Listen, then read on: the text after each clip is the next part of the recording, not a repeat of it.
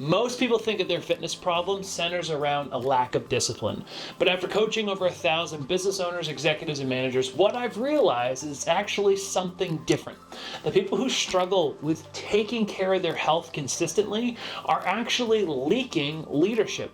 And once you see these leadership leaks, you'll start to notice them all throughout your life. They might be showing up in your health, they might be showing up in your habits, or the promises that you keep making and breaking to yourself. Now today what I want to share is the 4 leadership leaks that are actually sabotaging your progress and how you can take action to fix them permanently today and begin making progress towards your goals.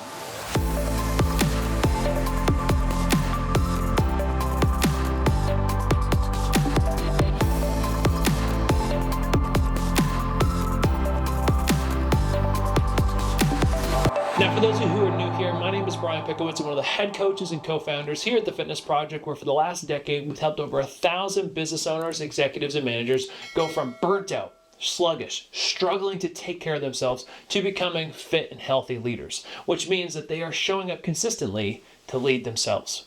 Now, here's the thing about leadership. Most people think that fitness is a fitness problem, right? It's nutrition, it's training. But what we've learned over the last 10 years is it's really a self-leadership problem. Meaning that if you can't lead yourself, if you can't influence yourself, it's going to be challenging for you to do that for others, right? Because if you can't lead yourself, why are you expecting others to follow you? You can't influence yourself. How are you expecting to influence others? And so this is one of the central themes that we had at our most recent Diamond Leadership Retreat in Austin, Texas this last February. It was an intimate retreat for some of our top clients. We're really focused on increasing your leadership capacity, not just in how you show up and take care of your body. That was one of the core central themes, but understanding that there's some patterns and some habits that actually steal our ability to show up as a leader in the areas of life that matter most to us. And so one of the main focuses was understanding what are the leadership leaks that you have in your daily life that are costing you energy, time, money, the ability for you to really grow at the capacity that you want to. And what I explained, and what I want to explain here, is you want to think of your leadership like a pipeline, right? When you are leading well, when you have energy and focus and all of your determination is going in one direction towards a goal, you just have so much momentum. And you've probably had experiences like that in your life where you just had so much momentum, you had so much passion, you had so much energy going in one direction that it was almost like you were on autopilot. Things just became easier and easier, and you hit your goal with ease. Or maybe you didn't hit it with ease, but you're able to push forward, and you blocked out all the distractions.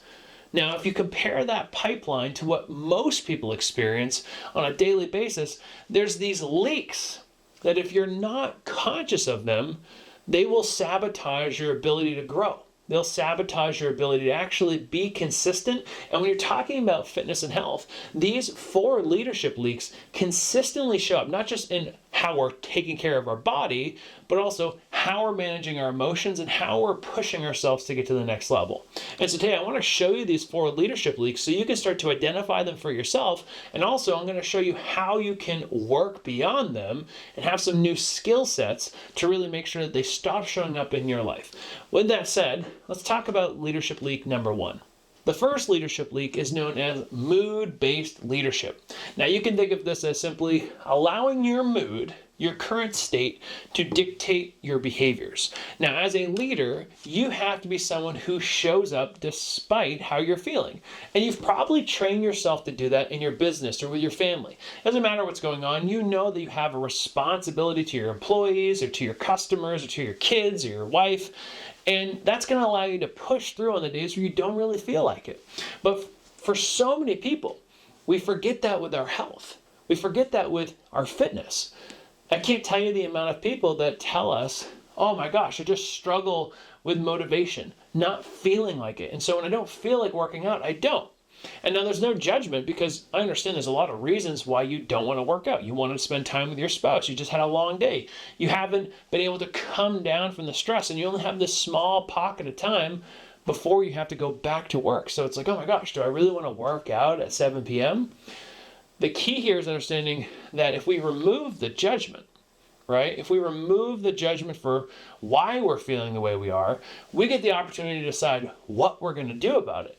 And so as a leader, you have to decide that your mood is not going to dictate your behavior.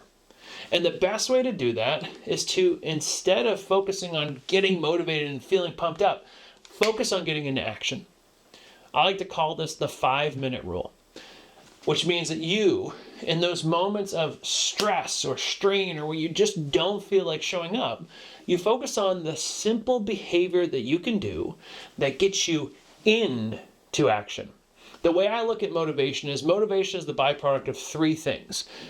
Motivation is first the byproduct of knowing what you want, having a compelling reason to get it, right? A compelling purpose, a reason to follow through. And third is knowing the behaviors or the actions you have to take to make progress. And then seeing yourself move up that chain, seeing yourself close the gap between where you are and where you want to be. And so if you have a goal and you have a compelling reason, you have to focus on the third step, which is getting into action. And so the 5-minute rule is, instead of thinking about the hour-long workout or having to prep all the food or do the thing that's going to require all this bandwidth, take the simplest action that will take less than 5 minutes and focus on executing there. The example I'll use for myself is on the days when I don't feel like working out, the first thing I do is I put on my gym clothes. I put on my workout clothes. And even then, when I'm not even feeling like it, oh my God, like I changed my clothes, I still don't want to do it, I focus on getting into motion. And that might mean I drive to the gym, and the whole way over to the gym, I'm thinking myself into the state. Okay, how am I going to feel after this workout? What's it going to feel like to know that I completed this? What's the music I have to put on to prime my state?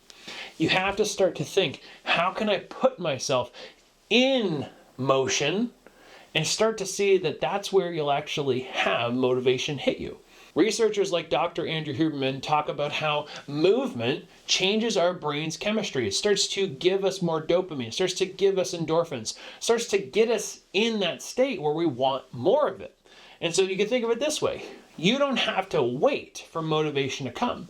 It's your responsibility to go and create it. And so if you see this happening in your fitness, what's great is once you conquer it here, you'll conquer it in your business. You'll conquer it in your relationships, because that friction, that resistance is only showing up to block you from getting after it, getting towards your goals. And so if you can learn how to conquer that mood-based leadership, well, hey, you're off to the races. What you'll learn is the more you work through that friction, it's a lot easier to get to the other side because you have more references for the benefit of following through. So that's leadership leak number 1. Leadership leak number 2 is urgency-based leadership. Now, I don't know about you, but when I was in college, I would always wait until the last minute to complete my papers. I was working a full-time job, I was going to school, and I had this belief that if I just waited until the last moment, that stress and that urgency would help me stay focused to follow through. And now I did write some really great papers from 10 p.m. till 2 a.m.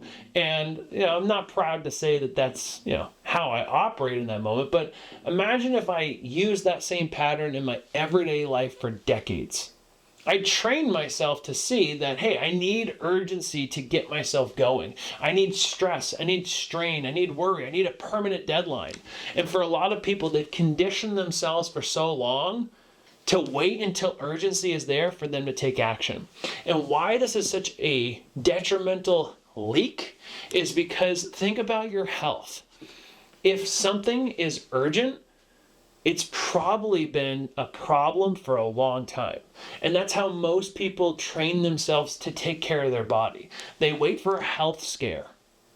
Their doctor says, hey, you have to change this. And by that time, man, you have 5 years, 10 years, 15 years, 20 years of the same habits, conditioned over time. It's so much harder to change.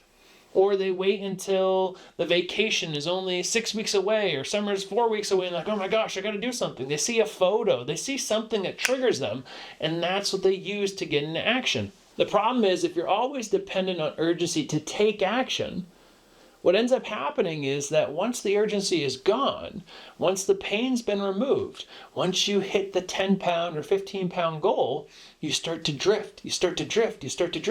Or even worse, you actually don't follow through consistently enough.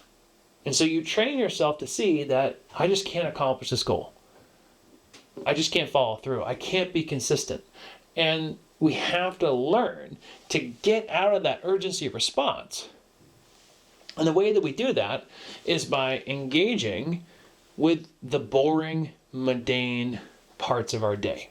And so if you're someone who struggles with that need for urgency, if that's what you've used to get yourself in action for years, you have to learn to be comfortable in boredom. You have to learn to be comfortable without chaos. You have to learn to observe that friction and resistance when you have time and you have space and you just want to relax. That's your sign to push forward.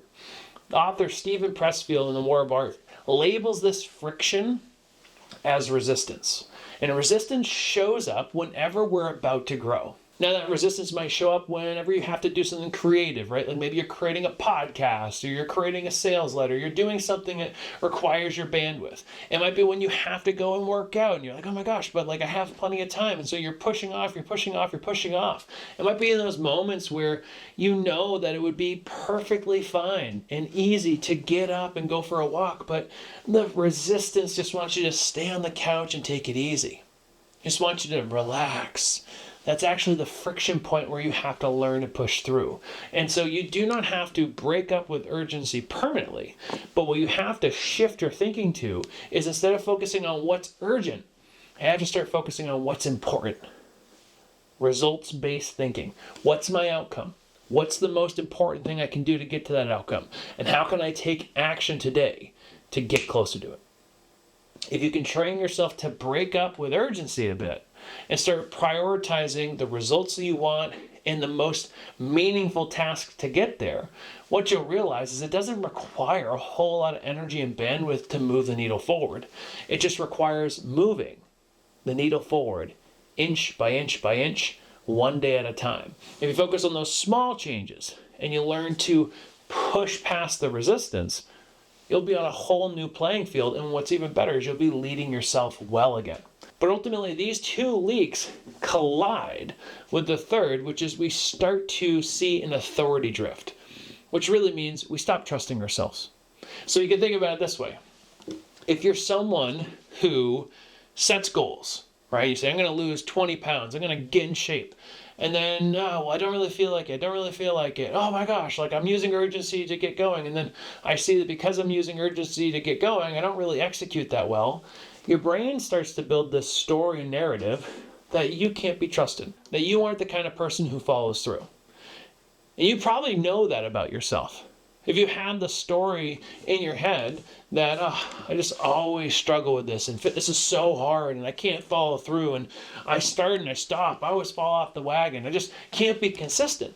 That's because you have trained yourself to see yourself as someone who doesn't follow through. And so that is a huge leadership leak because over time it becomes part of your identity. And so James Clear in the book Atomic Habits talks about how every action you take casts a vote for the person you want to become. Your view of yourself influences what you do. It's a part of your identity. Your identity influences your behaviors, and your behaviors influence your results. And so if you condition yourself over time to see that, hey, I just can't do this fitness thing. I can't be consistent. I'm just so struggling with this. You start to see yourself as less of an authority. And over time, that compounds and compounds and compounds. And so what you have to do, and this is really key, is you have to learn how to celebrate when you take small actions. One of my favorite parts of the whole retreat that we had was we were talking about these leadership leaks. Talking about this third one, which is you have to start to trust yourself. And the way you trust yourself is by doing the thing you said you were going to do. And those small behaviors compound over time. It's not about being perfect every single moment of every single day. It's about shifting towards that ultimate goal of becoming someone who is fit, who is healthy, who takes care of themselves. And this one gentleman, it's a very successful landscaping company, goes, oh my gosh, I get it. That's why you tell us to celebrate every win. Because those small wins, when we condition them, remind ourselves that, hey, I can start to move in the direction of my goal. Even if it's a small win, that's what's actually moving the needle forward, because big wins don't come all the time. Very rarely do they come. And I was like, yes, that is exactly the point. And so for yourself, the way you start to gain trust with yourself is you set a target that is challenging enough that you know you're going to have to work for it, but that feels within your reach, right? So that might be, going to the gym 3 times a week for 15 minutes. Or might be going for a walk for 10 minutes a day. It might be pushing yourself and getting 4 workouts that makes you feel incredibly proud and seeing that you can move in that direction. But what's the most important part of whatever goal you choose is that when you take action, you remind yourself that this is a part of who I am. I am moving in the direction of my goal. What so many people do is they set a goal, they take action, they start moving in the direction, and then that same BS story shows up that says, well, I should have been doing this the whole time. I can't believe I haven't been doing this the whole time. They beat themselves up. They judge themselves. And that puts them in this state, right, where they're drifting back to that old baseline, right, where they don't trust themselves. They don't see themselves as someone who follows through.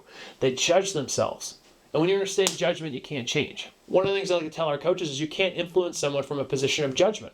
Right, so if I have a client in front of me and I'm judging them and judging them and judging them, I'm not going to be able to influence them because I am projecting this judgment onto them, right? So I need to be able to be neutral and understand them, understand their worldview, understand what's actually got them here in order to influence them to change, in order to make progress, and understand their worldview, what their beliefs are, what their, let's say, patterns are, in order to say, okay, that's the way that you think of the world, that's the way you see things. Well, what if you saw things this way, right? How can we actually shift this belief or shift this focus if you start making progress again, right? That's how I want to approach someone. I want to do the same thing for myself too, because if I am judging myself, I'm not going to change. And so when you're in this position where you stop seeing that you can be trusted, or you can set goals, you can move forward, the small behaviors matter most. And so what you have to learn how to do is when you take action in the direction of your goal, you have to reward yourself. You have to condition yourself to see that you are actually someone who can follow through. Behaviors that get rewarded get repeated. And so the greatest reward for working out is not a cookie. It's not a glass of wine at the end of the day. It's the internal reward of, I am the kind of person who keeps their word. And I don't know about you, but that's the kind of leader that I want to be. And so imagine again, if fitness is our training ground, it's the vehicle for our leadership, what would happen if you started to believe, I'm the kind of person who gets it done? If you condition that belief here, it will permeate in everything else that you do. And so if that's leadership leak number 3, the 4th leadership leak is that for so many people, because they've waited for the mood to hit them and they stop following through when they don't feel like it, they've trained themselves off of urgency. And so they procrastinate, they don't follow through, they don't push the target, they're inconsistent, and then they lose that authority, they lose that self-trust. They also start to see that structure is the enemy. So leadership leak number 4 is the belief that structure is the enemy. Structure is something that won't help you follow through. For so many people, they have set goals to get fit. They've downloaded PDFs and nutrition plans, and they've tried the 5 a.m. workouts on the calendar, and they set the alarm. And for so many years, they haven't followed through. And so when you're in that spot, what you start to believe is, well, I don't really want to create structure because I don't want to be restricted. And if I create a structure that feels restrictive, well, I'm not going to follow through. And then I feel like I'm failing. So I don't want to create any structure at all. And that's the wrong idea. Because if you do not create structure, you can't actually track and measure towards your goal. And if you don't track and measure towards your goal, you most certainly will not hit it. There's a great quote from the author Peter Drucker, who's widely considered one of the greatest business authors in history, wrote that what gets measured gets managed. And so if you do not measure your workouts or your nutrition or put time on your calendar for you to actually take care of you, and you're not measuring your progress effectively, you're not going to manage it well. You're not going to make the progress that you want. And so what you want to think of is everyone talks about systems and systems. You need to build better systems. A system is just a way to solve a consistent problem. And the way you solve a consistent problem is you create structure that allows you to consistently see how well am I following through? How well am I solving this problem? So if you're not getting the results that you want when you create structure, it's either because you're not following it or it's the wrong structure. And so the answer here is to start to see that structure creates freedom. When I have structure with my finances and I know where my money is, I've got financial peace. I know where my money is. I know where things are going. I haven't shared this here, but we just got the news that we're going to have our first child, right? Lindsay's pregnant. We're going to make a whole video about it, but I'm talking about it here because it's so important. The first thing I did was say, okay, let's go and figure out the finances. Well, luckily I have discipline in my finances, so there was no anxiety, there was no fear. There was the uncertainty of like things I have to learn, but I knew where my numbers were. Same thing with my health. I know my workouts, I know my weight, I know my nutrition. I have all these things managed and scheduled, so it's easy to follow through. And so if you're someone who's not following through on your fitness, the first thing you have to do is you have to actually create structure. And the best place to do that is by A, start becoming the manager of your time.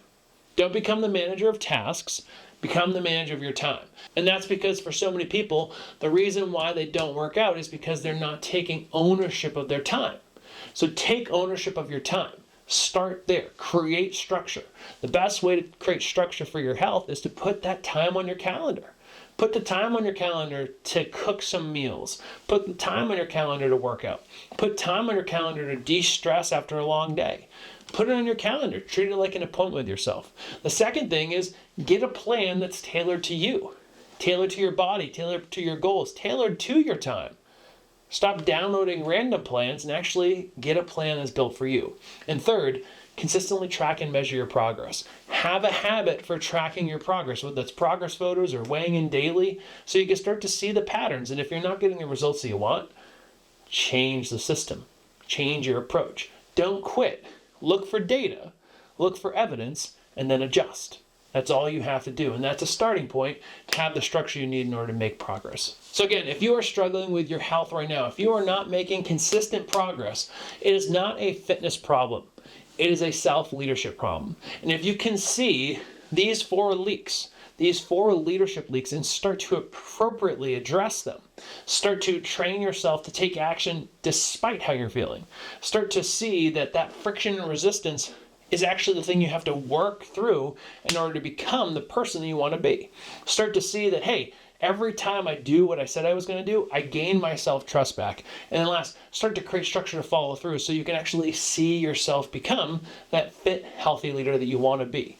The more you do that, the more you reinforce that, hey, I'm moving in the direction of my goals. And that's what gets you to the point where this becomes a permanent part of your life. And better yet, not only are you fit and healthy, you show up as a better leader for everyone else on your team, in your business, in your family, and every life you touch. So I hope this is helpful. Let me know in the comment section, what's your big takeaway? What is the leak that you need to focus on fixing today? And more than anything, let me know what you're going to do with this information so you can go out and conquer your day from here.